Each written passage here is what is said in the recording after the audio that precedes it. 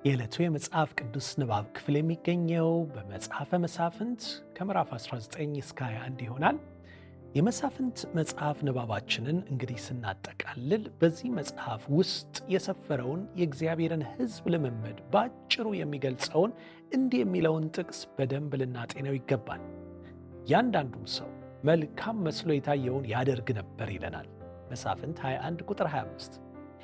በሙሴና በኢያሱ በኩል የሚሰጣቸው መለኮታዊ ምሪት ሕዝቡ ወደ ተስፋይቱ ምድር ያደረሳቸው ቢሆንም ከዚያ በኋላ ግን አስቀድሞ በተሰጣቸው ትእዛዝ ከመመላለስ ይልቅ እያንዳንዱ ሰው መልካም መስሎ በታየው በዚያ መንገድ ይሄድ የነበረበት ሁኔታ ተከሰተ። በሌላ አነጋገር እውነት አንጻራዊ ሆነች። ለአንዱ እውነት የመሰለው ሌላው ደግሞ የሚጎረብጠው ሆነ። የዚህ አይነት የኑሮ መመሪያ ደግሞ በሰማይ ላለው ለእግዚአብሔር ለእርሱ ፍቃድ ዕውቅና ያልሰጠ ከመሆኑም ባሻገር በራስ ጥበብና ጥንካሬ ላይ የተደገፈ ነው።